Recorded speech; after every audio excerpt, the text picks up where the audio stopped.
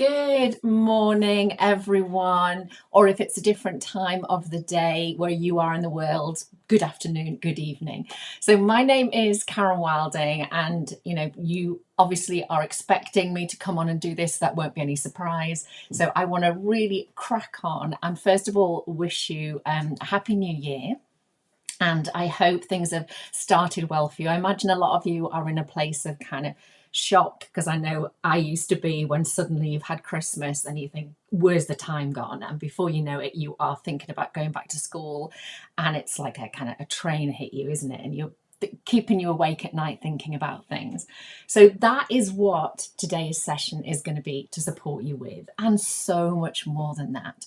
Now, a couple of technical things to begin with. I have got a chat box up in front of me, and if you followed the link that I sent, you will have learned how to do chat on YouTube. This works really well because some of you aren't on Facebook, and I thought if I come onto YouTube, so many more of you will be able to join me. So I'll wait and see. If you have logged in to YouTube as the video advised you to do, then your name will also show up. I'm just going to have a little fiddle down here. Hello, Beryl Horn. How lovely to see you. Beryl is one of my Impact members, so I will edit all this little bit off when it goes onto YouTube later, but I'm just going to check, because there's nothing worse than starting these things and then realizing you're not coming across properly. So I can see on my phone that we're all ready and we're all here, so that's great. So today's session is going to, I hope you brought a pen and a piece of paper with you. I hope you've got a cuppa to keep you company, because I want your brain to be in a really good place. And on this call today, we're going to have people who know me very well, like Beryl. I've got Jacob, Kirsty and Melissa saying Happy New Year as well. But we're going to have people who work with me for the whole time that EYMaths has existed, which is almost 3 years now. Well, 3 years in April next year. Then we'll have some of you who've literally never met me until today. So you're going to be at all different stages of your journey. And the most important thing is I want you to really listen to the messages that I give you today about the bigger picture, because the people who have chosen to come on this call today, who've already done lots of work with me, or perhaps done 1 or 2 sessions and had their mind blown by the fact that what I'm going to share with you is so easy and so simple. And instead of you going down this road, which you've always been down, you are going to go down a completely new road, and you're going to think, why did no one tell me this? Why have I been teaching this many years and no one has helped me see that if I do it this way, it can make so much of a difference?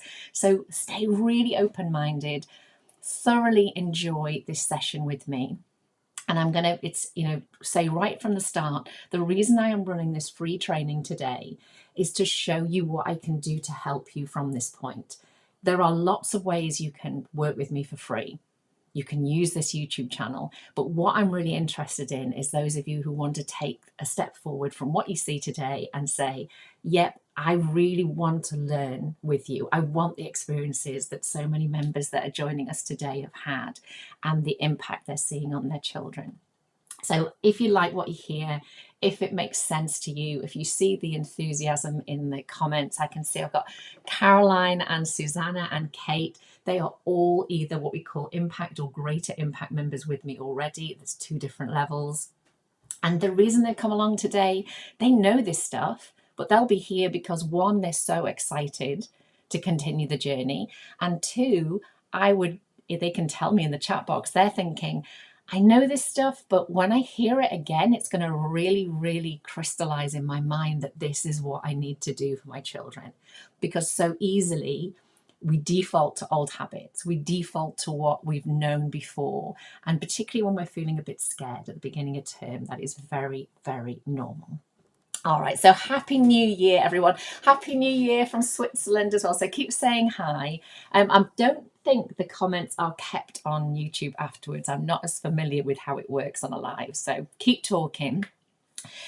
Question-wise, if you have a question, I'm going to say let's not have too many questions in this type of session, but you can put a capital Q at the start. The best place to ask questions is to come over to my Facebook group, which is simply EYMaths 3 to 5 with Karen Wilding.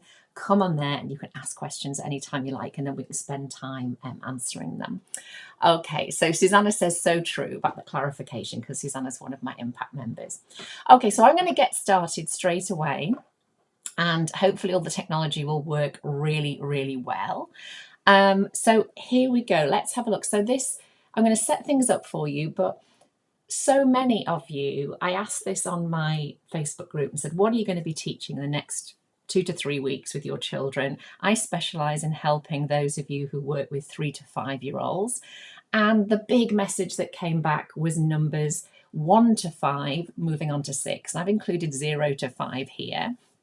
And what I want to do today is look at the biggest possible picture to get you to be able to do this brilliantly, and then show you where you can find the tools to do this. So I hope all this makes sense. Those of you who know me well are not going to be surprised by the way I share things today. If you're new to me, you may not get exactly what you expected, but believe me, what you're going to get is much better than what you expected. So trust me on that. Okay, so our aims today are around the fact that not all of you, but many of you will be using some sort of scheme. I get a lot of questions about either things like White Rose or Maths No Problem or Power Maths, if you're familiar with any of those. We've got approaches such as the NCETM in the UK, which isn't a scheme, but is a supportive program. We've got those of you in other parts of the world and even other parts of the UK, like Scotland and Ireland and Wales, where sort of Northern Ireland as well as Ireland, but where you're using a different approach. And I get messages saying, will it suit me? I'm in, primary 1. Everything that I show you today, I want you to think about it as you need this in order to use any scheme. You cannot use a scheme on its own. Nobody can at any year group, whether we're talking about early years, primary or secondary, because it's a bit like trying to use a medical manual. Can you imagine if we picked up a manual that was aimed at a doctor and tried to use it? We might do that in an emergency, but hopefully none of us would feel confident to try and do an operation out of a book, because what it says in the book isn't what you need. You need the knowledge of the human body. You need the knowledge of the condition, and then the stuff in the book will make sense. So let me know in the chat box. I can't see that at the moment, but I'll look back later. But let me know if that makes sense to you, and have a look at what other people are saying. So I'm going to give you 3 ingredients today that will enable you to use a scheme. And if you don't use a scheme, or if you're in nursery, so in the UK, that's 3 to 4 years old, many of you are saying, I want a scheme for my nursery children. You don't need a scheme. But what you're actually saying is, I don't know enough about what I'm supposed to do yet. I don't feel confident enough yet. I don't have enough tools in my toolbox to feel that I feel reassured that the provision that I'm giving my children is the right provision. And you also want to dovetail in with what's happening if you're in a school nursery. You want to dovetail into what's happening there. And I totally understand that. But I want you to realize that it's a bit like a tree. And there's an image of this on my website. We need to invest in you. And I see that as the roots of the tree, the nutrition around the tree. And then those branches could be a scheme that you choose to use, or your school has told you you have to use. You will then use that scheme or that approach or that resource you found online really well. And that is what I call being a user and not a follower.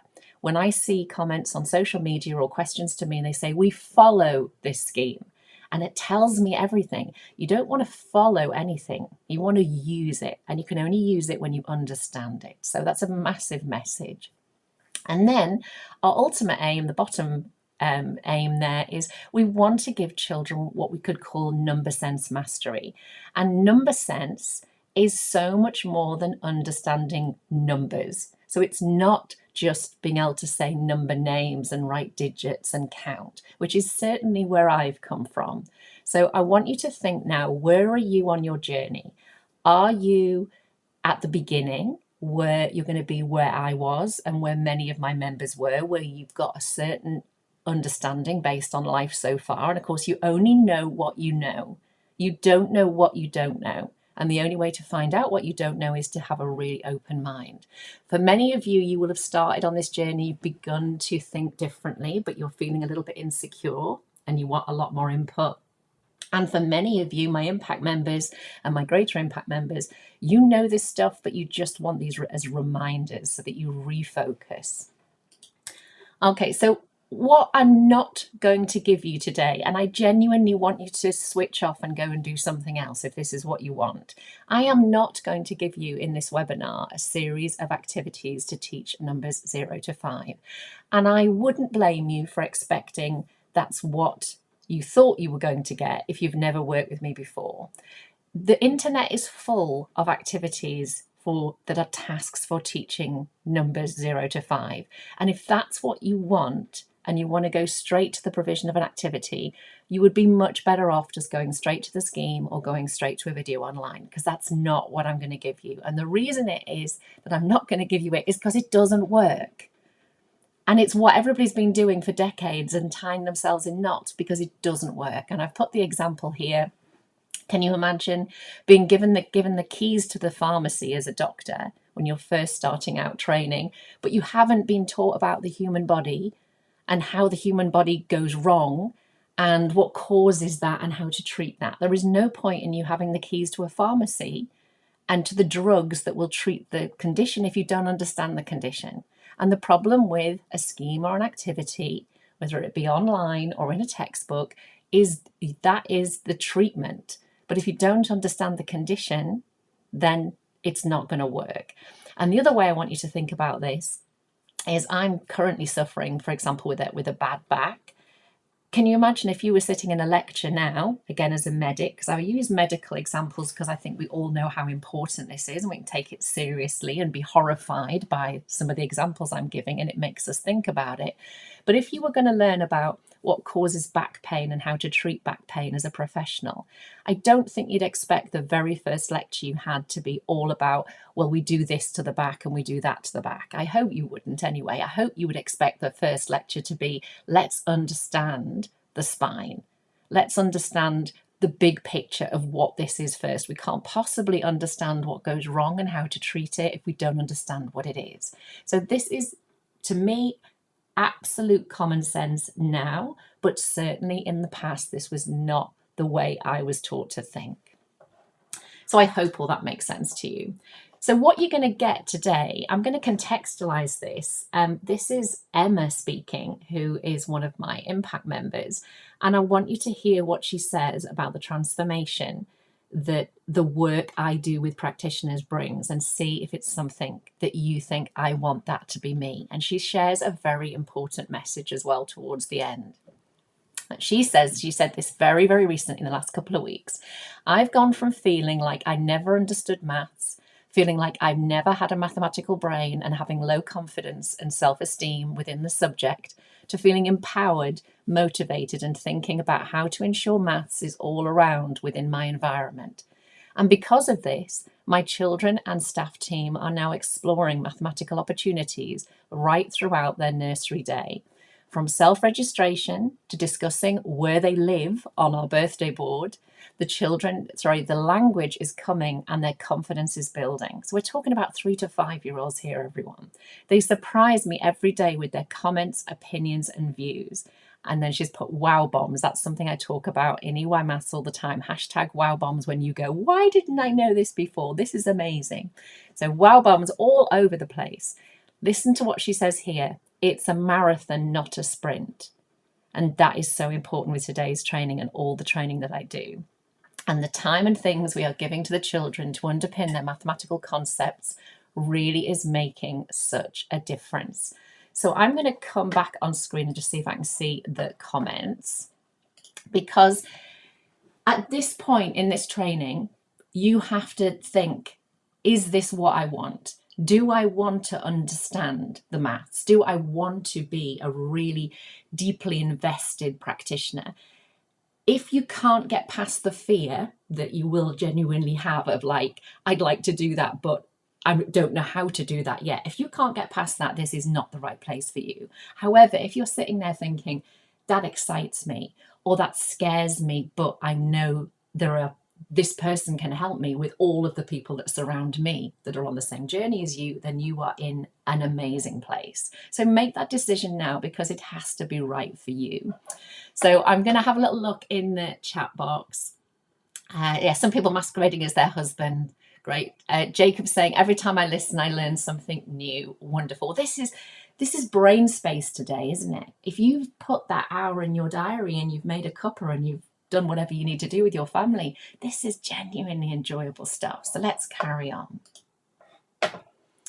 Okay, so I promised you, and I want you to get so excited about this. I promised you that if you do what I'm going to advise today, your children will learn all of these things. Now, you don't need to read through all of these, because basically this is the curriculum for early years everywhere in the world to do with teaching number. And of course, it goes beyond numbers 0 to 5, because the range is not important.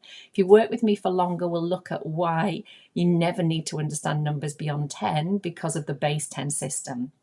But I'm not going to get into detail like that today, but just scan through this. These are the things that in June or July, suddenly Facebook groups are full of, how do I teach my children number bonds? My children don't understand how to recall things instantly. And you think that's too late. Worrying about that and assessing that in June is far too late. You need to be building this in right from the start, and you need to understand why and how. So I want you to feel like this. Okay, you may not look like this, but I want you to feel like this, because when you get your children secure in these things in the right way, using the right approaches, you are going to feel amazing. And every single person, I can guarantee, that is on their journey with me, with EYMaths, and surrounded by their fellow EYMaths members, feels like this. They occasionally fall flat on their faces. They occasionally hide with a blanket over their heads because they're normal human beings. But overall, this is how they feel. And when they don't feel like this, we're there for them. So I'm going to share with you now, this is where you need to get your pen and paper out. I want you to think about everything, and my impact members are going to be saying, literally, Karen says this all the time, you must start with why, you then must move to how, and you then move to what. And when I do planning with the people who work with me, we do our planning in terms of long-term, medium-term, and short-term based on these words. If you are new to changing your maths teaching, if you're like I used to be and you don't know what you don't know, you are likely to be just doing what? You are likely to be thinking about, here's an objective, what activity can I do to meet that objective? And every single person that is on this call today will have been like that at some point. And I want you to know that if you're there, it's because you're at the beginning of your journey. If you're further along your journey and you have a wobble, or you have something horrible happen in your personal life, you are likely to revert to that. And I can literally think of the names of members of my group in Impact, which is to say my higher level membership at the moment, that will say that they know how that feels. It's really normal, but you must start with the why. So that's what we're going to have a look at first. So number one, why do your children need to understand, in this case, numbers 0 to 5? What is the point? What is it you are going to help them achieve as a 3 to 5 year old, and then a 6-year-old and a 7-year-old, right up to a 97-year-old? If you don't start with the why, you won't ask the right questions about what you need to know. You won't ask the right questions about what it is they need to display that they can do. You won't ask questions about how can I make sure that they genuinely understand this, not just can perform certain things. Particularly, we see this on videos all the time of supposedly good practice with an adult and 2 children, and the adult's overly leading the learning and the children are performing. That isn't evidence of learning. Those children might be able to do what it is we're giving, the skill we're focusing on, but that example is not evidence of learning. That is a performance. So the why is huge, and the why needs a lot of thinking and a lot of support, which of course I'm here to give you. When we don't secure the why first, and again, the people who work with me through Impact or studying things like the Teaching Essential Number Sense course, all of this is on my website. So if you're new to me, you can go and have a look. But This will really ring true for those people. They know that not only did they do this, but they are likely to do it again if they don't stop and think first. So typical teaching issues when you don't start with the why is you will think that your job planning maths is to provide activities. Go on Instagram, go on Facebook. They are full of, here's an activity to do in the tough tray. Here's an activity to do outside. Here's an activity to teach this. And you might be listening to me thinking, well, what's wrong with that? Well, there's nothing wrong with that as long as you've gone through the why and the how first. The activity is the what.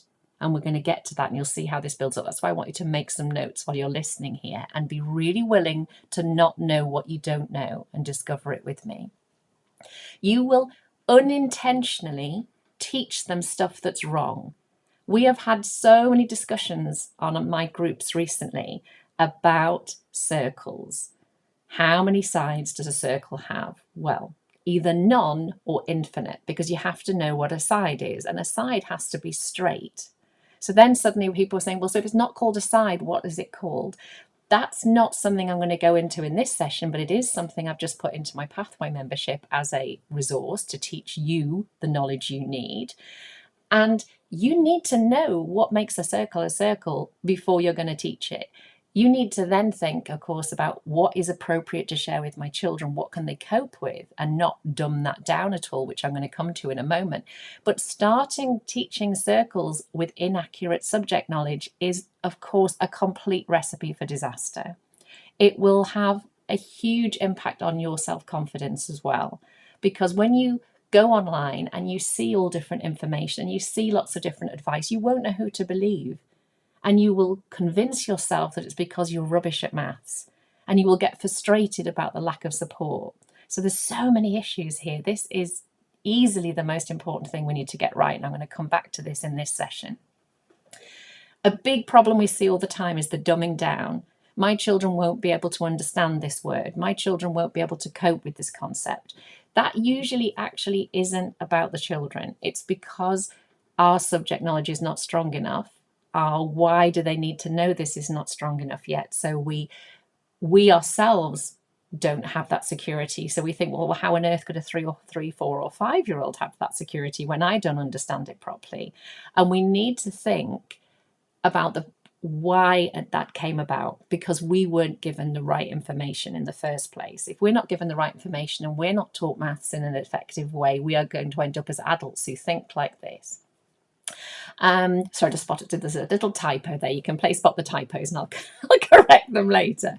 So the last one really sums up all of this. It's a genuine fear of maths and learning maths. And the reason, if you have a fear of learning maths and of maths itself, that's where I came from. And it's simply that it's not maths. It's not you. It's the way you were taught. So we need to change that. The second one is the how. So the first one was, why did they need to learn this? Okay, in the bigger picture, and we'll come back to that. It's all linked to subject knowledge, as you heard me say there. The second one is, well, how do young children learn mathematics effectively? What will enable them to make the connections in their brain? You learn something when your brain fires off connections, electrical connections. So you have neurons that fire off electricity and create a pathway between them. And the more you travel those pathways, the stronger that connection becomes. So learning is about building connections in your brain. It is as simple as that. So when we don't build those connections, when we either create something that stands alone or we don't engage the learner in the first place, they don't learn, be they children or adults.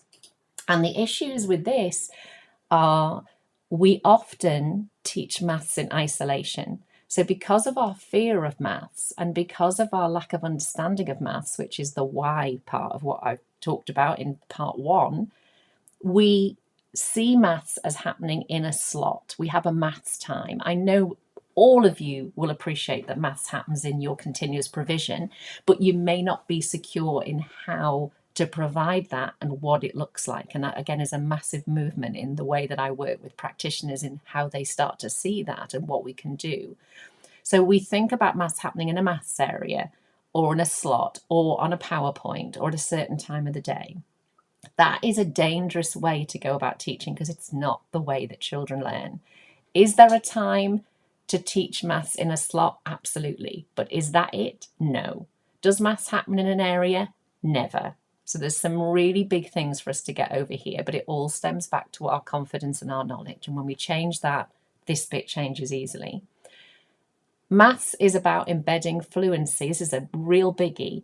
It is not about teaching them to use a tool and finish there. It's about teaching them to use the tool to solve a problem. So if you teach them to compare amounts and compare numbers, there's no point in that unless they have problems that need them to compare amounts and compare numbers. And everyday life is full of these problems. So we start with the problem, we recognize the need for the tool, we learn the tool and apply it in the problem. That again is going to leave many of you feeling unsettled because you think that makes sense, but I don't know how to do that yet. That's why I'm here to help you to do that. We have a dominance. If you look at many schemes and things that people flag up as a positive in a scheme, oh, there's loads of PowerPoints and worksheets. That's not how children learn effectively. Can we use PowerPoints and perhaps worksheets in a small way as part of our provision? I'm not sure I'd say that worksheets have much of a place. You could show me one and prove me wrong on that. I'm very open-minded to this. Definitely some things on the screen on a PowerPoint would be helpful, but the idea of teaching your main math through a PowerPoint, you know what that's like. You're on one now. There's so much more to learning than just looking at things on a screen. It has to be meaningful. It has to be relevant to you. So be really careful. And of course, we're adults and we can cope with this a lot better. Our children are 3 to 5. So we've done why, we've done how, and now here's the familiar territory of what. So what is it you've actually got to teach them? What should the activities look like that will allow them to solve meaningful problems in everyday provision, at home, and with you in your setting, whatever your setting is like? And the issues that if we don't get this right, what happens is we have things like 5 and 10 frames. If you don't know what those are yet, I'm going to show you a little bit later, but we have children being taught to use 5 and 10 frames, either in the worst case scenario, incorrectly. Lots and lots of schemes use 5 and 10 frames, but they don't teach practitioners why they're important, how they fit into the bigger picture of maths, and that you shouldn't be counting on a 5 or 10 frame. That's one of the biggest issues I see. Also, there are certain patterns we use, and of course you've got to understand why. Otherwise, you think it's just a rule someone created. Oh, we have to use 5 and 10 frames in this way. Well, there's a reason why. And if we don't understand the reason, we're going to think someone's just being a bit petty, or we say this scheme uses them like this, and this scheme uses them like this, and this guy online uses them like this, and this activity uses them like this, and you will, again, tie yourself in knots. When you understand why, you will do it because it makes sense. The second one here is, if we're not careful, we plan activities just based on what we understand, what's familiar to us by what other practitioners have done around us, what we've seen online, what was done to us when we were at school. And we do things because we think this is how we should teach maths. This is what the whole world's showing me, so this is what I should do. And actually, we should do what makes sense to the children, what's having an impact on the children, and what makes mathematical sense to us. So again, it goes back to that why, that number one that I mentioned.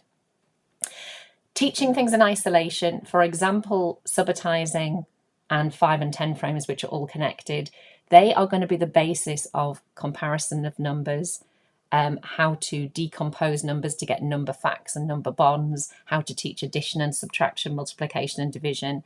The problem is that if you teach things in isolation, you move on and then things get forgotten, but you also lose the benefit that one single tool will allow you to solve literally infinite problems in maths. There isn't a lot of maths to learn. It is such good news. When you learn the maths, for example, in this case, number, when you get deep understanding as a child with number, there isn't very much to learn. It's just about learning to use it in infinite ways. So making those connections is essential. It's also how the brain works. The brain likes making links. And then finally linked to that is the idea that tools are too often abandoned. So the idea about they don't need this equipment anymore. As children move up through the school, or even as they move up through the year with you, that stems from a lack of understanding from the adult as to the point of the tool in the first place. Any adult who doesn't understand how 10 frames can and should be used in year 6, in the UK that is, or in England that is, 10 and 11-year-olds, they have gaps in their subject and pedagogical knowledge that would lead to that. The only reason you wouldn't be using them is because you don't understand their role in developing those skills.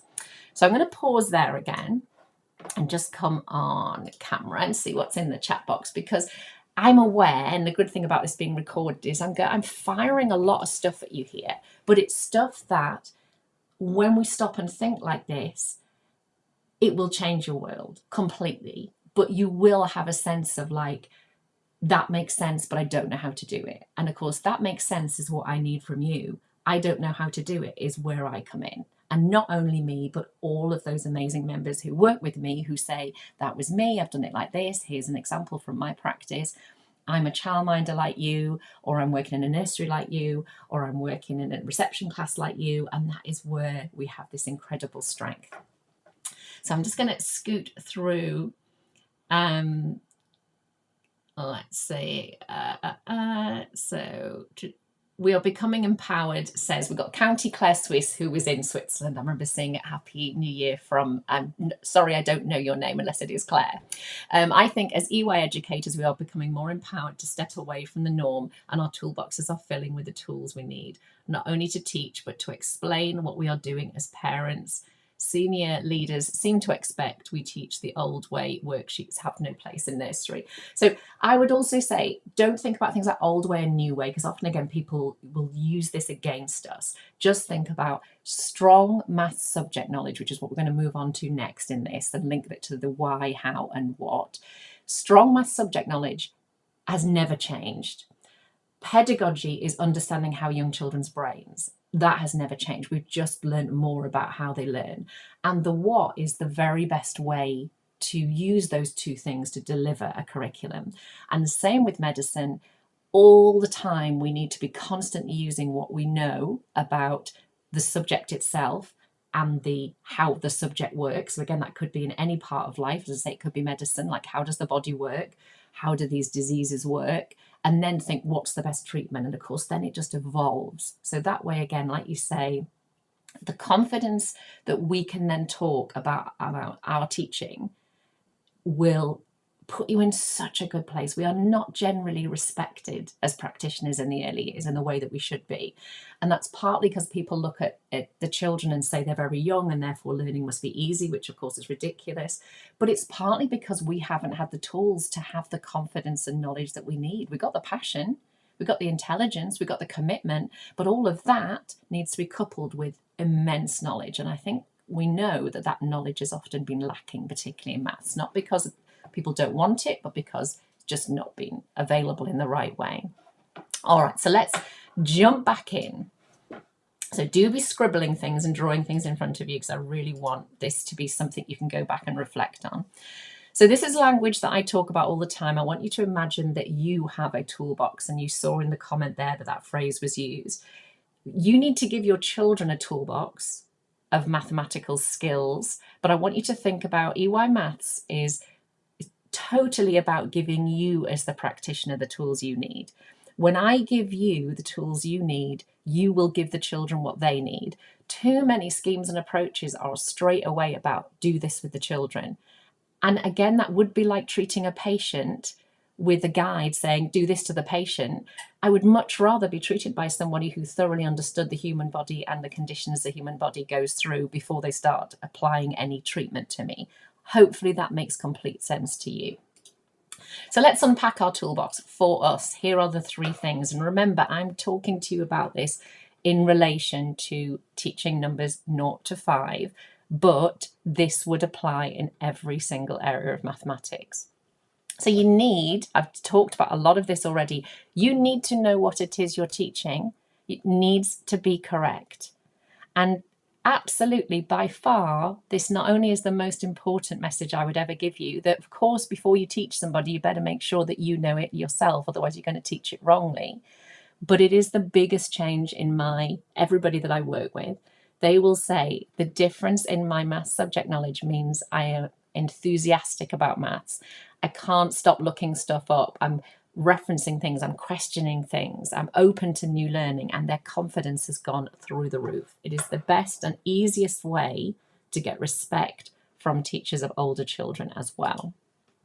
So subject knowledge in maths is not age specific. So when you are understanding numbers 0 to 5, that is not about young children learning numbers 0 to 5. The maths subject knowledge is about the number system. What is it you need to understand about the number system as an adult that would be the same whether you were teaching 11-year-olds, 16-year-olds, university level, because numbers 0 to 5 are part of the number system. And it's not even the numbers themselves, it's what are numbers and how do numbers get built? How does the number system work? When you have that knowledge and that confidence, you will change everything you do every day, I promise you. So again, if you don't want to know the maths subject knowledge, you need to stop watching this video and possibly change your job as well, because what I'm going to take you to next is along those lines, and everything I do with anybody will always be starting with your subject knowledge. When you don't have good subject knowledge, and lots of you will be able to pop in the chat box now your journey, you will have very low self-confidence. You will feel very confused and overwhelmed, and the way that will manifest itself is you will be constantly looking stuff up. You will be constantly searching for activities. You will be putting questions on Facebook groups all over the place, very often the wrong Facebook groups, full of very kind, intelligent people, but they haven't got the right subject knowledge, so they give you the wrong information. They don't mean to. And then we all end up going down rabbit holes. Everyone's saying something different. People are saying things like, well, I've always done it like this. Hopefully you recognize all of this. It is a total mess. Do not go there.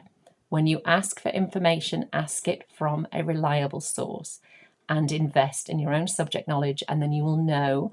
You don't have to say to someone, how many sides does a circle have? You have to say, where would I go to find this out? Who would I read, or where's my reference point? Because we want to teach you to do this for yourself. You don't want to just be going on asking questions every time and not knowing whether the questions are being answered correctly or not. So who are you listening to? Where are you going for help? Is it leaving you feeling secure and clear, or is it leaving you feeling more overwhelmed?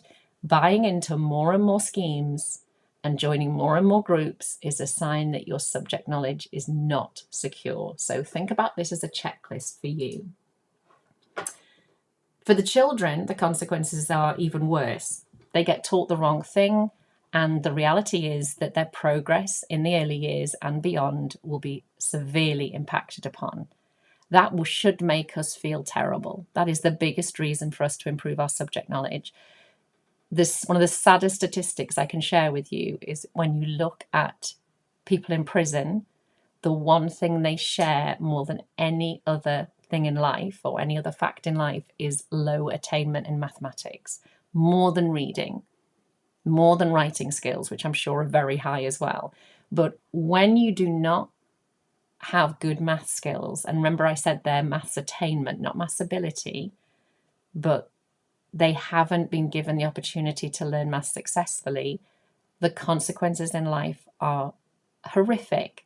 When we look at mental health, physical health, poverty, opportunities, confidence, maths is huge. So this is one of the ways that we can make sure that we are absolutely doing the right thing for our children. So here's my first bit of guidance. This is not going to be new to many of you, but choose one widely known expert to begin with and stick to it. They are not going to be able to tell you everything, but you need consistency, and you need to know that where you're looking is reliable. So I actually got two here, having said one, but the one I'm going to show you here is Maths Explained for Primary Teachers by Derek Haylock. I always say this, and you can go and play a game and see how cheaply you can find it online secondhand, because I just want you to have a copy.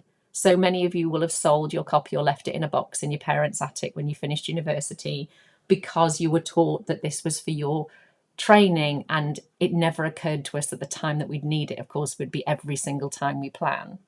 That shows how broken the system is. This is also very good for subject knowledge reference, and I would have copies of these in school.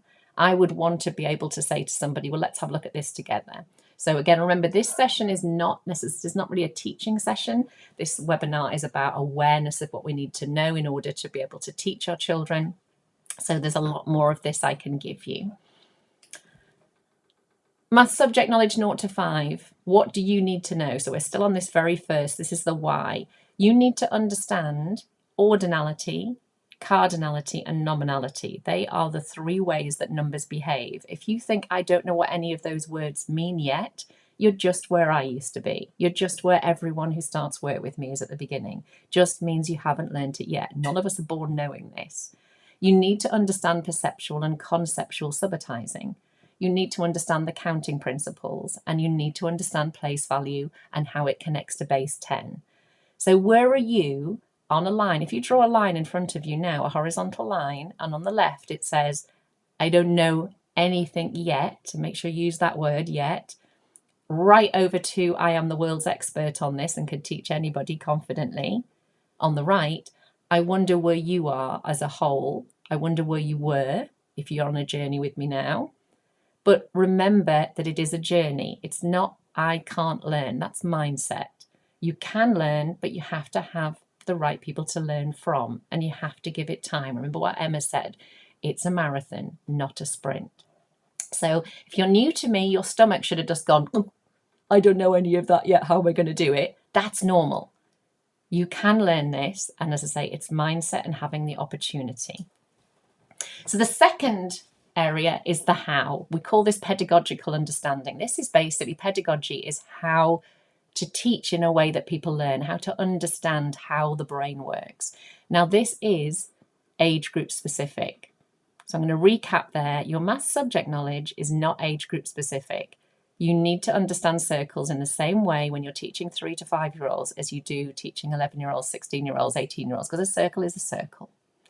And if we're talking about numbers are numbers. You need to understand the same thing. And you probably already see, if I go back here, how many of our teachers of older children will not understand this stuff, and therefore their teaching will be suffering as a result. So that should give you a kind of an excited buzz. But when we're thinking about pedagogy, that is how the brain of a young child works, and also how the brain works, because there's many things about the brain, of course, that are the same throughout all our years. And I want you to think about, again, if you're not interested in how the brain works and how young children learn, you're in the wrong job, and you're certainly on the wrong webinar. So only continue watching if you're interested. I have put non-SEND, so that's special educational needs, because obviously age is not relevant when you have specific needs. You can still learn very successfully with special needs, but it's going to be different depending on your special need, which again, I won't go into here, but I want to recognize that as a very important point. So here's a little story for you that I hope you can relate to. I might pop off and just pop something in the chat box if you can relate to this. Many years ago, like many of you, I was learning French in school for many, many years, and didn't successfully learn French. I have a load of vocabulary in my head, and sometimes I can string together a very poor sentence. But we went on a holiday to France, and my sister she's my younger sister, she was about 6 at the time and didn't speak any French. And she made friends with some French children on the campsite. And within like 2 or 3 days, she was already speaking some French. And by the end of the week, she was speaking really quite good French. She didn't have one single French lesson. She wasn't being taught in the way that we would think about it from the other children. She was interacting with them in a meaningful way. She wasn't being shown images. There was no PowerPoints. There was no worksheets. What she was doing was she was trying to make things happen, which was to communicate with people who she didn't have a shared language with. And the way to do that was when she got the words right, good things happened and she was understood. She was frustrated. So when she learned that eased that frustration, that is how the human brain works. When I sit in a lesson, in my French lessons for years, and I'm not motivated, and I'm not learning things in a way that's meaningful to me, and I'm not getting to apply it, the only frustration I felt was that when was the lesson going to end? So if you can relate to that, we need to think this is how the human brain learns. And young children are the very best examples of this, because they don't go into situations thinking they can't learn, which is what adults tend to do. So this is the reality. When you don't plan maths and you don't plan activities about numbers 0 to 5 that fit with the way the human brain learns, and specifically the brain of a 3 to 5-year-old, you're going to plan maths that is boring. Some of your children will put up with boring because they love you so much and they think that this is the way maths is. They don't think of it as boring. They just think this is the way maths is taught. And if you go to the bottom bullet point, you'll see those children are the classic examples of what we call memorizers. They can repeat what you've told them accurately, and they get a lot of delight in your response to them repeating what you've told them. Lots of our children, however, do not put up with it, and they tell you it's boring, or they walk off, or they misbehave, or they fiddle. And that happens at all year groups. Some children learn, of course, that, this is just the way it is. But the reality is none of those children are learning. The ones that are putting up with it are not learning, and the ones that aren't putting up with it aren't learning. You're basically creating children who can memorize and children who can't, but nobody is learning meaningfully. That is the reality, and that should hurt us to our core, because every minute you spend planning, if it's not engaging, if it doesn't mean anything to the brain, they're not going to learn. Doesn't matter if you teach it. Instead, we need to start noticing that we are surrounded by rich opportunities to teach maths all day, every day. Talk about it, interact with it, teach it, and I am here to help you to notice where those things are and to use them. And I'm going to give you some examples at the end of this presentation. It is easy, but it takes us to think about learning maths in a different way, just like my sister on the campsite. And you need to understand the maths. It doesn't just happen. Can't just surround children with things. There has to be the understanding there. Also, children use maths all the time in their play. I call this fascinations and provocations from Reggio Emilia. And again, I can teach you a lot more about that. But they are encountering maths all the time. And the more you know, the more you'll see that. And then you can actually use that at the beginning of your maths teaching. So when you go to do a teacher-led input on numbers 0 to 5, you look at the way they have been encountering number and amounts and comparison, and you use the context that they're already interested in, and I can help you to do that. So I'm going to come off again and just pop on, and I hope we've still got lots of people with me. Does this make sense so far? So while I'm just waiting for some of your comments to come through, so I have talked about the why, the how, and then the what, and then I've linked the why is your subject knowledge. It is natural to feel scared, but you have to be the adult here and think, I feel scared because of what's happened to me, because I believe that there are some people who can learn maths and some people can't. That's utter rubbish. There are definitely people who can learn maths more easily, but you're a human being. You're highly mathematical. Do you recognize there's a big deficit in your maths subject knowledge? Because there is for all of us. Do you recognize that that can leave you feeling very unnerved? So do you recognize, therefore, you just need to know where to go to get this? You need reliable sources. You need safe places to go to get that knowledge. Will it take time? Yes. Will you forget stuff? Yes. But you need to know that where you're going is going to give you reliable knowledge, not put your head into a big spin and make you, go down a rabbit hole. The how, the second one, so when we think it is the pedagogical knowledge. How do children learn mathematics? How does the brain learn mathematics? How does the brain learn anything? If you want to make your life easy, if you want your children to learn really well, if you want to be able to pick up on all the opportunities that are happening during the day, and you just think, oh, it feels like my children are just learning maths and not teaching anything, just like my children on the campsite or my sister on the campsite, you need to understand how the brain learns maths. And there are specific things about little children with this. So does all of that make sense? Because the last section of this webinar then is going into the what, which is the territory you're almost familiar with. But we're going into the what knowing we've got the why and the how that is beneath that. It's like the what is the bit of the iceberg that pokes out above the water that everybody sees, but the bit beneath the water is the why and the how, and so important.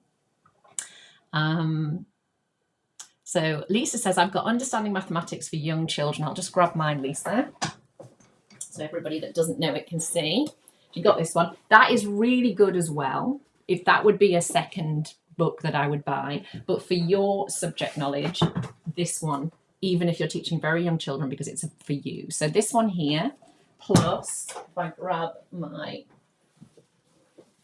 real life copy of the maths, this illustrated dictionary. So this is really good. For example, you want to look up definitions of shapes. There's my circle page, make sure you can see it. So if you want to look up definitions of shapes and terminology and so forth, this is a really quick and handy guide to do that. Joe says, makes total sense. Melissa says, love the Advent countdown calendar. Oh, we'll have a look at that together, Melissa. Brilliant. Yeah, so Joe's saying she learned lots of French by being in France. And you think there's so much more I could talk about on this, and I won't today. But that idea about what strikes me is when I taught very multicultural classes, I'd have a 4-year-old standing there who was, say, Arabic and English speaker, and they turn to mum and speak Arabic. They turn to me and speak English. They turn to their sister and think, well, it doesn't matter because she speaks both. They're 4, and they haven't had one single English or Arabic lesson in their life, and they're splitting these 2 languages that are completely different from each other, speaking them fluently. We've got to start by thinking, if that's what their little brains can do, how did they learn it? What's motivated them to develop such a high-level skill? And then you look at us plodding along, teaching numbers 0 to 5 in the way that we generally do, and going, they can't learn this, they don't understand it. It's because of the way we're teaching it, not because their little brains are amazing. Okay, so Kirsty says she got her copy on on Amazon for £3. Brilliant. You're definitely in the running for one of the best value there. Okay, I'm going to carry on because I suddenly realised time as well. So I want to move on for the final section here to then show you the Swiss Army knife part of the picture here. So the tools we give our children, as in the things that we're so focused on teaching, they are not the point of the maths. So the way I'm going to tell you this or explain this isn't my example, but I love it, is when you go to a shop, you head off to B&Q or whatever to buy a drill. You don't actually want a drill. What you're aiming for is a hole in the wall. I really want you to think about that. The tool itself is not the point. It's what the tool can do that is the point. So I want you to quote this to everybody. As I say, it's not mine, but it is really, really important. We have been brought up as practitioners, and those of you that teach older children that might be joining me today, we've been brought up to think, I've got to teach them to use this tool.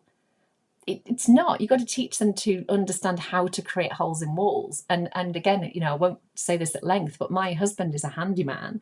And depending on what you're drilling a hole in, you do it differently, and you use different fittings and you use different techniques. And that, again, has so many parallels in maths that if you just do everything the same way in maths, you won't be doing it in the way that fits the problem. And that's where the skill comes in. So if we have a look at this, it's all about the brain. When the brain sees the point, just like my sister on the campsite, when she thought these children don't understand me, I'm saying it like this and they don't understand me, so I'll say it like this. And then, oh, look, they do understand me. That is the brain building new connections. It's used to using that one, saying I'm used to I'm speaking English, and then it's realized, oh, I've got to do something different. And of course, it's hard to begin with, and the more you use it, the easier it gets. So that purpose part, really, really important.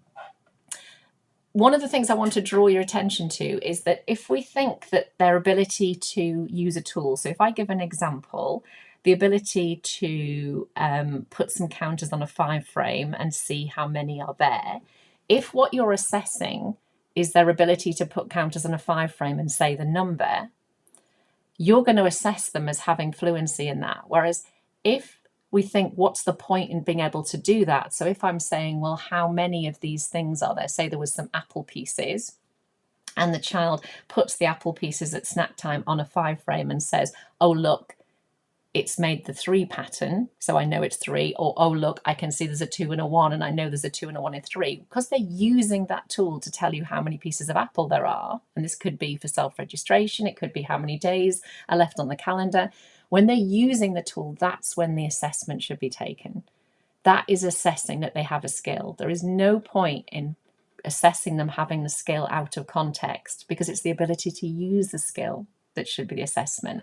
And that's why we end up at the end of the school year with people panicking their children can't do things, because you've taught them to do just to use the tool, not use the tool to solve a problem.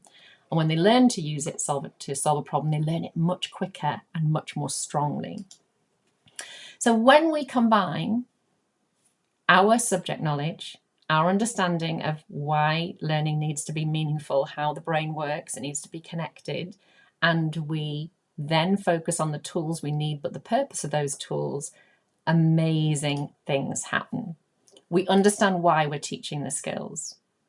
We teach them the right stuff, as in the correct mathematics. So we don't teach them things like this is a square and this is a rectangle, because actually they're both rectangles.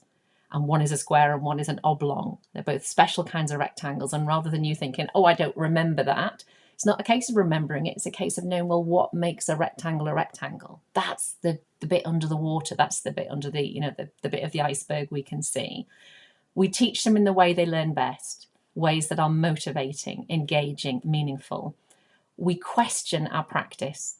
We stay open-minded to learning new things. We don't snap at people on Facebook groups when they suggest we do things differently. We ask a question, and we always recognise that we don't know what we don't know, and hence the need to do those things. So what I'm going to do here then is take us towards the precision that we now need. And with teaching numbers 0 to 5, the biggest deal that we need to recognise, and many of you have gone way past this already, is this issue here. So I hope you can see my pointer. If not, I'm pointing to the 1 here. So with counting, we'd say 1, 2, 3. And then we'd expect children to understand that the whole thing is called 3. That does not make sense to young children, because this one is 1, this one is 2, and this one is 3. Why on earth would the 2 become a 3 and the 1 become a 3? And why also would I label 3 things with only 1 number? Where here, when we were counting, we labeled 3 things with 3 numbers. This isn't the time to go into this in depth, but I want you to have a wow bomb moment here and think, oh my goodness, can you see why when you say to children how many, they count them again? Because this is number 1, this is number 2, this is number 3.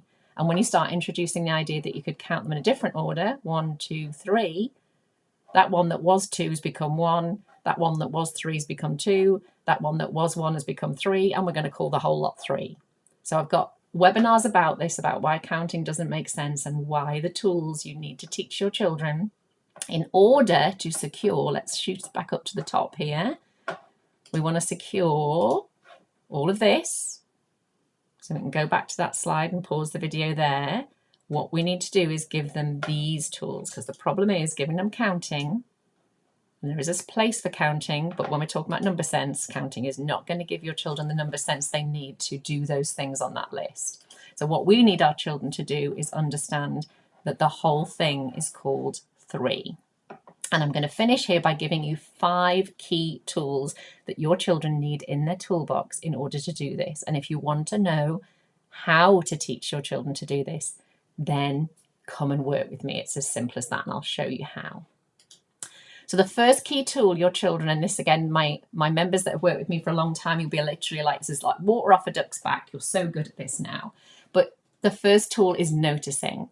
What do you see? How do you see it? Young children, even at babies age group, are able to tell you, might not be using words, but they know that that amount is a smaller amount than that amount. If it's something they want to eat and they get the choice between that amount and that amount, they will go for the greater amount. They will go for the greater amount. They have an ability to see that there are different quantities. What they don't have is the ability to label them. Even when they are talking, of course, it takes time to learn what that's called. And they're looking at the whole thing. That's what the brain does as well. The brain doesn't look at things individually. The brain looks at things as a whole. Again, there's lots more I can teach you about that. Can you see here that what I've done is keep the cognitive load low? So everything in these images is similar color, similar size, similar shape. with the exception here. And you can see there's an opportunity to talk about bigger things and smaller things here. But when you keep colours similar, size similar, shape similar, the brain finds it much easier to look at things. So noticing everything, literally what do you see, how do you see it in everyday life with everything, I will give you masses and masses of ideas of how to do that. Second thing, you need to know and understand what perceptual subitizing is, the ability to see an amount and label it, to be able to see that amount and call it 2, and to see that amount and call it 3, or that amount and call it 1, and therefore that's 1 and that's 1, and if that's 2, then that's 2. So I'm looking at parts within the whole. You know, part whole is essential for number sense. So how well do you understand perceptual subitizing? Do you need my help or someone else's help to deeply embed this in your practice? Do you understand how it connects back to the maths subject knowledge? Conceptual subitizing. This is where we can join the parts together and know how many. So I say, for example, maybe that's a little bit further away. Imagine it was down here. And we might say, well, I know it's 3 because I can see a 2 and a 1. And I know there's a 2 and a 1 in 3. If this was a larger number, imagine that maybe it's 2 more here. You might, as an adult, say, well, I know there's 5 because I can see there's a 3 and a 2. And you were using the 3 and the 2 as your perceptual subitizing, but joining them together and knowing there's 5 is your conceptual subitizing. Con coming from the Latin for with, because you're joining it together. And I will teach you a technique called Move It to Prove It to help you develop the ability for children to do this with numbers up to 3 to begin with, and then extend that to 4 and 5 and so forth. It's incredibly important. So these are in order as well. This first, this second, and then we introduce 5 frames. So 5 frames are always going to be important to our 11-year-olds, to our 15-year-olds as well, because the idea that there are 2 5s within 10 is an incredibly important numerical fact to work fluently with things like decimals and so forth later on, and much larger numbers. So what we learn in the early years is we learn to take our counters perceptually and we say, what does an empty number, an empty 5 frame look like? What does 1 look like on a 5 frame? What does 2 look like? What does, oh, that's supposed to be 3. I've lost 1. What does 3 look like? Can you see that when 1 is on a 5 frame, there's still lots of space left. When 2 is on a 5 frame, there's less space left. And then if this was 3, you might be able to perceptually subitize as a child that there's 2 left, and imagine you put 4, there's only 1 space left. And it's so important that we know you need to fill them up. Could be from this side, but they need to be next to each other, not just randomly placed, because we're creating what we call concept images of what the numbers look like. So there's lots more I can teach you about this. Then we move on to 10 frames. So here we've got what 4 can look like on a 10 frame using the 5 pattern here from the 5 frame. And then this is what Numicon uses. This is what we might call the 2s pattern. And you think, how well do you understand? Why does a child need to learn this? What's the best way to teach them? That's the how. And the what are all the activities that we can use to make their learning meaningful? How can we embed this in problem solving and get the balance right between teacher-led and child-initiated, and embedding this in everyday routines? So I've got a little bit more to show you, but I'm just going to come off again and have a look at the chat box. How are we doing? Okay, so I missed about the name of the dictionary. Thank you, Jacob. Yeah, so it's Usborne Junior Illustrated Maths Dictionary. Okay, so no more questions. I'm going to carry on and finish off here. So I want you to be very careful, because if you are new to me, the things I'm going to show you next are going to make you either be a bit of a magpie and get drawn towards the shiny things, hence the diamond there, or if you've heard the phrase, oh, there's a squirrel. So everybody is like this in early years, and you will be even more like this if you are earlier in your journey. So I'm going to show you some things, and you are likely to go, I want that in my classroom. I want to do that. Where can I buy that from? And some of you are doing it already in the chat box in a good way. If you do that and you forget everything I've said about the why and the how, nothing will change. Doing the things I'm going to show you in the last part do not change your practice or your children's learning if you don't get the bit underneath the water, the iceberg under the water, right. The point of this webinar today is not to give you ideas for activities. It's to make sure you know your stuff. And then you will be able to find and be inspired by activities left, right, and centre. So make a promise to yourself that you are not going to be, oh, look, there's a squirrel, and you're going to be aware of shiny object syndrome before I show you these things here. So here we go. Here are my members that work with me already using calendars to make learning meaningful. They're not only teaching their children about the passing of time and the days of the week versus the weekend, but they're also using their subitizing skills. They will cross off the days as they go, and they can see how much of the month has gone by, and we're looking at weekends at home and what's happening. The learning going on these is incredible, and the only reason it's really incredible is because of the knowledge the practitioners have. They understand what the children are doing. They understand what the destination is for the children. They understand when the children are struggling, what skills they need to then invest in. So remember, this is the tip of the iceberg. So this is the calendar that I sell on my website. If you're interested that they're using there, you can go and have a look. This was a countdown to Christmas we did. So if you were using some of the resources in my new Pathway membership, I did about the calendar, how to use a calendar on 5 and 10 frames. So every day a day went past, they crossed it off the calendar like this, and they took a counter off the 5 frames. And we weren't looking at a number particularly, because they might be very young children, but just the idea of it becoming less and less, and that 5 frame becomes empty, and then we empty this one. You don't have to know how many altogether, because that's one number representing an amount, which is a very complex idea for young children. Here's our what do you see and how do you see it, our noticing work. So much conceptual and perceptual subitizing there. What do you see, how do you see it, low cognitive load. Lots of games, such as the game that I invented called 3 and Not 3, which is now all over the internet in various versions. I was very pleased to see. We look at books in different ways now. So we use books for maths. This one here, we don't use it as it's meant to be used. We use it much more widely. So what do you see and how do you see it? Can anybody see there that this is 4 dots, which you might know because it's 2 and 2. But there is a distinct issue here with the image. And we could get our children to reason why this image is slightly strange. I'm not quite sure what the author or publishers were thinking of there, but there's lots of opportunities for us in a really good way. Don't forget, you can rewind this in case, because I know I'm going quite quickly here.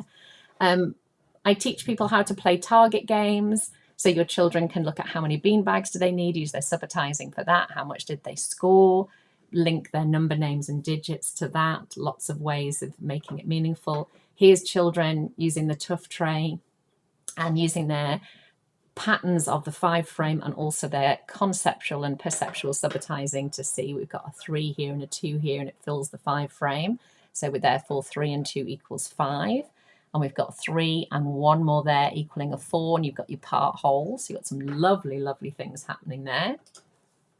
Games, this is a video which is in my Pathway membership, which is all about comparing objects. Why is my object similar to yours and different to yours? Can you find one that's got, if I pick the stick, I might pick the leaf and say I picked that because they're both brown. So looking at categorization and sorting. Oh, empty blank one. And here, again, this is another classroom here looking at self-registration. Who's here? This is where all the faces are.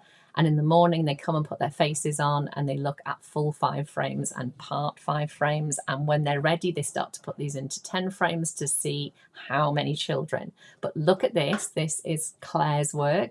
Doesn't say how many, it says who is here today, because we're looking at full and not full to begin with. So again, lots and lots of wonderful things. That's Zophia's from the nursery, who is here rather than how many, using 10 frames. This is the lovely Seeker, who is a childminder, and she had the problem that we don't have enough children in our provision to do self-registration. So they did, who did we see today? And these are all the people that the children may see during the day, and they use those to fill the 5 frames instead. Water bottles, no limits to how many ways you can use 5 frames and 10 frames, and about, are they all where they should be? Matching up the number of children here today compared to the number of water bottles and so forth. And finally, we can avoid things like this. So these are the sorts of things that you will see on the internet that are very well intentioned, but they show a complete lack of the understanding of the subject knowledge that we are trying to promote. Because here we've got a 10 frame. If a child did this, there's nothing wrong with it at all. But an adult modeling this is not understanding what a 10 frame is supposed to be used for. So hear that message very clearly. If a child does this, that's completely different.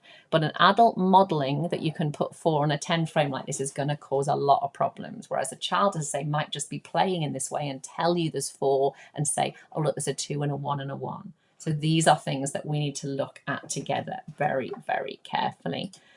So I'll leave you here, and then I'm going to show you one more about where you can go next. But did you see that when I showed you those slides, the likelihood of you starting to be, oh, I want to do that in my classroom. That is brilliant that you're saying that, but you need to get the toolbox of skills in place first. We absolutely need the subject knowledge, the pedagogy, and then the tasks that we plan will be the right tasks. And we will avoid shiny object syndrome, chasing squirrels, and feeling generally overwhelmed. So I'm going to finish by then showing you, let me see. So here, if you want to learn with me, Pathway is open now and it's got a really special VIP option. You can come and have a look at this yourself on the website until the end of the 8th of January. But what I will just show you here is what it looks like, and lots of you are already members of this, and this is the level before impact. So this is if you're starting out today and you've been thinking, I want to do this but I don't even know where to start. This is going to give you everything you need. So I have started to put together here for you all the different areas of maths. So for example, I talked about circles.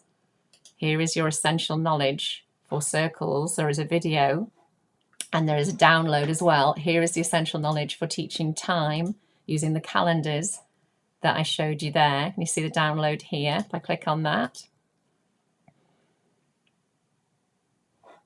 Here we go. So you've got the subject knowledge that you need, common issues that adults misunderstand, so misteach without meaning to, examples of my members doing work with their children, like the ones I've been showing, ideas of how to use the 10 frames, and so forth. So you've got a video of me explaining all of this here, which of course you never get in training, particularly not recorded. You might get it live, but you've got those things there. And then what I have included as well, specifically for today, because of what we have been talking about, is this foundation number sense course, which will give you every single thing you need to teach the numbers 0 to 5, all those games, 3 and not 3, exploring part whole, self-registration, 5 frames, and little tiny bite-sized bits of courses. This tells you all about how to use it to begin with, so spend some time here, but this is all in the Pathway membership.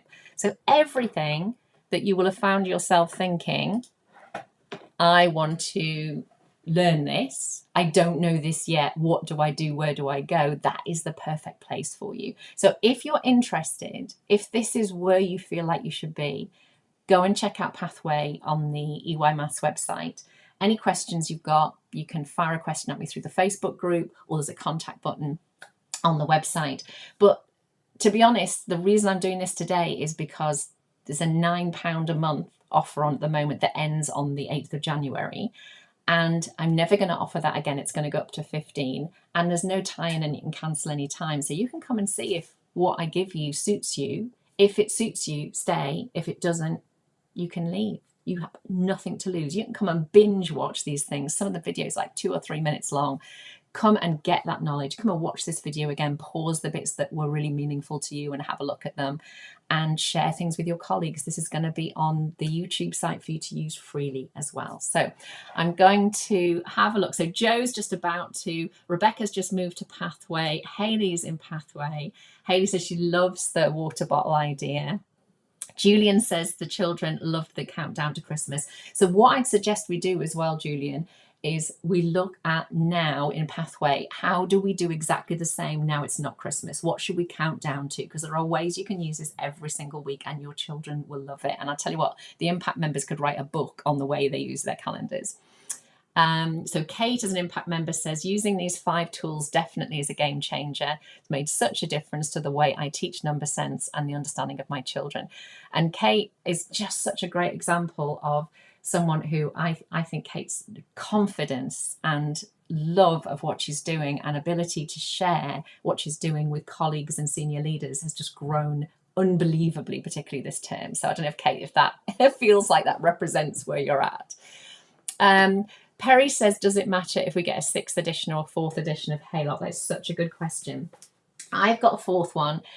I would say go and find the cheapest copy you can find. You might even get like a 3rd edition or a 2nd edition today. If you decide to treat yourself to a more up-to-date copy in the future, that's up to you. You will find the older ones tend to have like, they might have had a CD with them originally, and these ones might have internet links, but it literally just get your hands on a copy of a book. And they all have these little teaching points in them as well, which are brilliant. And you can at any time come onto the Facebook group, the EYMaths 3 to 5 with Karen Wilding, and you can say, I'm looking up some knowledge in Haylock and he says this. Can you help me understand this a bit better? Or is there another source that could add to this? Because we in Impact now, the level above Pathway, we have now started, we talk about these sorts of things all the time, and we can say, oh, go and have a look in this book, or here's a link to an article or something like that. Let's see, anything else? So has anybody, I know I said I'd be off at 11, I'm just going to stay and see, is there anything you want to ask me? Is there anything you want clarification on? Is there a slide you'd like me to go back to? And you say, can you just say that bit again? If you need to pop off, that's fine. I'm going to have a little drink of water with all that talking. So Kate, that I just said about Kate's journey and their confidence, she says it definitely does, Karen. So thank you to you and the EYMaths community. It is honestly a match made in heaven, because when you're in a community, instead of just feeling so alone, and instead of throwing a question out to the universe and thinking, I don't know what a Facebook group to write this on, I don't know if the kind person who replies knows what they're talking about, because kind is not the same as knowledgeable. Both together is perfect, isn't it? We have this, stamp of reliability, because I will never tell you something just because I think I know it. The reason why I could grab these books so easily, if I move my camera, look at this, right? That is just, my screen's in the way. That is just a tiny glimpse into my books. And I know what I know because I am so open to learning. I'm so willing to be challenged. I know there's loads I don't know yet. So the only way I get past that is by looking stuff up, asking questions, never being shut down or arrogant about things, because how can I love what I do if I'm not open to that? So if you are the same, you're in the most perfect place. Okay, so Hayley, what I would say, so perceptual and conceptual subitizing, what I tell you on this training is you need to thoroughly understand them and come into Pathway, and I will teach you about that.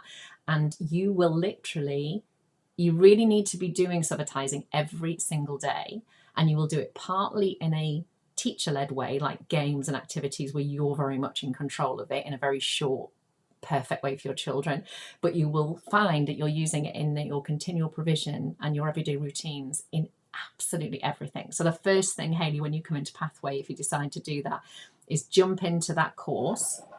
Let me show you. So I'm going to show you where to find it instead. So if I go here, right, this one here, so I'm going to go back to the library, Hayley, and anybody else. So that's your main Pathway library, but I've added this one in for you, because actually what this is, 3 times a year, I run a challenge with you. And the one coming up in January is going to be going up to numbers to 10. And I wanted you to be able to have the one we did in the autumn, which is this one.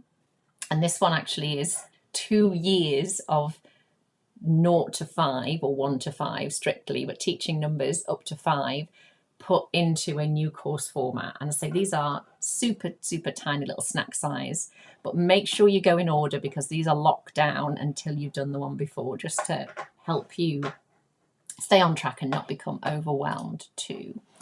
Janine says, coming back after a break from Impact, looking forward to catching up the new changes. Yeah, so Janine, that's a really good point for me to mention at this time, that the difference between people who make progress with EYMaths and me and the community is they put aside little tiny slots in their diary to go and watch something or to go and listen to something. And the people who don't make progress say, I wanted to, but I didn't have time. And you're like, well, actually, in no part of life is time ever going to make itself available to you. If you want to become a cyclist or a runner or join a new, I don't know, a class like a yoga class, you wouldn't wait for the time to come about naturally. You'd say, I'm going to go and cycle at 4 o'clock, or I'm going to go to my yoga class at 7:30. You had to replace what it used to be doing with something new. And that literally is the difference between these two groups of people. These people go, I didn't used to be studying with Karen, so therefore I have to put 15 minutes aside to do it. And actually, because it doesn't feel like a drag, because what you do is you use what you learn instant in your teaching, and then it makes your life a lot easier. So if you're starting the journey with me, your best friend is the timer on your phone. Put 15 minutes on your phone, grab a drink, do something, and you will keep moving and you'll do brilliantly. You're very welcome, Hayley. Joe says, should I sign up for the TENS course as well? I would, Joe, have that on you can sign up for the TENS course whenever you like, but I know what the Impact members would say who are in that next stage before Pathway existed. Come into Pathway, consume what's in Pathway, put aside the time to learn, get into a rhythm, and then you can either join Impact and study TENS, and you get lots of free time with me included, and you get a discount on the TENS course, so you can come and talk to me about that when you're ready, or you can buy the TENS course separately and do a self-study. So you've got those two options. But when you're ready, Joe, you literally just tag me in the Facebook group and I will come and give you advice, or you can email me and I'll help you. Brilliant. So Jacob's talking about floor books. So much we can share about floor books, documentation, amazing ways of not only you learning to capture what your children are doing so you can understand it better, but also to then inform other adults in your setting and parents and inspectors to help them understand what you're teaching. Because when inspectors come in and we all get rabbits in the headlight and we can't do justice to our practice, things like floor books and displays, the work we've done on what we'd call documentation with Impact members that I can share some of that with you in Pathway is phenomenal. It's easily the biggest game changer to you being able to start to show other people what you're doing and slow things down and show the bigger picture, because again, I know that's a massive issue. Carolyn says, thanks for helping to get my brain back into work mode for tomorrow. Looking forward to going back and using the 5 frames as part of our registration. Been using this since I did your subitizing course. Well, Carolyn, I don't know, and you said it's a game changer. I don't know if you decided to join Pathway, but you'll have those materials to return to and to extend your practice there. So that is so exciting. Okay, have I missed anything? Rebecca says, love the TENS course. I mean, the Teaching Essential Number Sense course, the TENS course, that is the one single thing that every single Impact member talks about. Says, once I did the TENS course, everything was different. So I've put Pathway in now, so you can begin a journey towards the TENS course. If you decide to do the TENS, it's there for you, either as part of Impact or independently. You might decide to go Pathway, Impact, Greater Impact. You might decide to stay in Pathway. All those options are open to you. Jacob says, got Ofsted very soon. Yeah, honestly, there's so many stories in Impact about people saying, I didn't change a thing for Ofsted. I've never been so confident. They didn't used to take much notice of what we were doing, particularly in nursery, and they came and they were blown away by what we could do and what the children were doing. So Melissa says, just checking, do you continue to revisit previous skills, i.e. once you are on 5 frames, do you continue perceptual and conceptual subitizing? That is such a good question, Melissa. Absolutely, because things in real life do not, of course, appear in 5 and 10 frames. So things in real life, like I've got sheep in the field next to me and I might be looking out, and if I was wondering, I don't think I would wonder this, but I was wondering how many sheep there were, and I might say, oh, I can see a 3 there and a 3 there and a 3 there. And I say, well, I know that's 9 because I can picture that on my 10 frame. Or I can see there's a 3 and a 2 and a 3 and a 2, and I know that's 10. You can see the links to addition, subtraction, and multiplication and division there as well. Using those two tools together constantly, because most of the things you're going to find in real life, they're either not going to be able to be put on a 5 or a 10 frame, like the sheep in the field, or they might be, fixed down in some way. Having the 5 and 10 frame and moving things that can be moved really helps you to start understanding how to compare numbers, how to create images in your head of numbers to compare, and also base 10.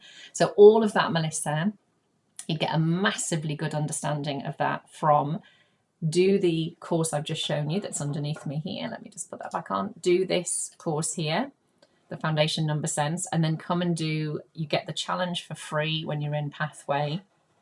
And that'll be at the end of January. That'll be the 1 to 10, and I'll extend those skills with you, and you will have such a clear understanding of that, and you can ask me lots and lots of questions throughout that. Kirsty said, anybody change from Impact to Pathway? Yeah, so Kirsty, if you're an Impact member, we sent everybody a form saying if you think you'd be better suited to being an Impact, you can, into Pathway, you can move down to Pathway, and some of the Impact members who graduated from the 10s moved up to Greater Impact. So that form was sent to everybody well before Pathway opened. If you've missed that, what you need to do is we need to cancel your Impact membership, which you can do yourself, but make sure you email us as well, and you can sign up to Pathway straight away. So you'll just see it as cancelling one and moving the other. And Pathway will suit you if you are at the beginning of your journey, or maybe you'll get yourself tied up in knots about coming to the live events that I run. You don't get, or I say it the other way around, you get a lot more of me in Impact. You get the live training with me once a month. You get the Q&A with me. You get the special group. You get a lot more in your library as well. But you have to put in the 15-minute slots to use it, and use it straight into your practice, which makes complete sense, of course. And if you don't do that and you find you're getting stressed about that, better to move to Pathway, but you're still going to have to find time to watch the videos in Pathway. So that time issue is always going to be there. And of course, as I say, it's the same in any part of life, isn't it? If you want to change anything, you have to put the time in to do it, and then the payoff is amazing. Sarah, I've been an Impact member but not used consistently. Should I stay in Impact or change to Pathway? So Sarah, sorry if I'm saying your name wrong, you've got to ask yourself, what level of support are you ready for? Don't be in either membership if you're not going to watch the stuff and you're not going to engage, because I can only help you when you watch the things, because obviously you're here to learn, and I know that will make complete sense to you. But every single person's life is busy, and when we do I've got to wait till I've got time to do something, it never happens. It's got to be, instead of doing things the way you're doing them at the moment, replace some of that time with learning in either Pathway or Impact, and you will instantly change your teaching. You will feel much happier, much healthier, much more excited. Your children will make fantastic progress. It's a no-brainer. So Impact will give you a lot more of my support. Pathway is really aimed at the people who are just starting out. So I wouldn't see Pathway as in a way needing less of your time, because both require you to get engaged and follow the stuff for you to benefit. So I hope that makes sense. So Melissa says, struggle with the timings of the lives. So that, Melissa, the reason we run them on Saturday mornings is because that's what suited most people. They're always recorded. In Impact, we have people who come to everything. That's the fewest number of people. We have people who sometimes come to the lives, and we've got some lives at 7:30 at night and some at 10 a.m. or 11 a.m. in the morning at the weekend to try and suit people's lives. So some people come to some and not others and watch and catch up. And then we've got people in Impact who always only watch the recordings. So really you can do any of those things. There's a lady called Jane, who I always cite, Jane Blackburn, who really busy life, 2 children, always watches everything recorded and then comes onto the group and interacts as much as anybody else. So I think, to be honest, it's about how you decide to use it, rather than I can't make the live so I can't be an Impact. You think, I can't make that live this week because I'm doing something else, so I'll schedule in watching the recording and I'll still go on the group and interact. but actually, oh, look, I can make that live, pop it in my diary. Yeah, so you can hear it is a mindset thing for all of us about making choices. Okay, Kirsty, but reach out and we can help you. Great. All right, everybody. I think so. I'm just going to finish by showing you, in case you don't know already. Let me just pop over to the Facebook group. So this is our Facebook group here. If you're a Facebook user, even if you're not a Facebook user, I would join Facebook and shut all your settings down. I don't use mine socially. I use mine because the learning is so amazing. So this is our session today. All the things we were looking at. There's my 0 alcohol gin and tonic. Happy New Year to you all. You can click on here and look for different things. So for example, here, look, calendar. And you can find examples that people have shared. So that's a great way to search for things. And you can always ask a question. If I go back here, pop a question in here, you can tag me, and I can always point you in the direction of other members as well. But there are some amazing things that get shared on this group. And the more we share, the more we learn together. And if you are thinking about joining Pathway, here are a couple of our new members that you can have a look at here. But as I say, no tie-in. You can cancel any time. So go and check it out. See what you think after today. And if you like it, stay. And if you don't, there are other places that might suit you better. All right. So take care, everybody. And you know where I am. Website, you can leave me a message. Facebook group, leave me a message. But otherwise, for those of you joining Pathway, can't wait for you to introduce yourself. There's a little section at the start there, and we will start transforming your life and your children's lives. So take care, everyone, and have a great start to the new term, particularly if you go back tomorrow.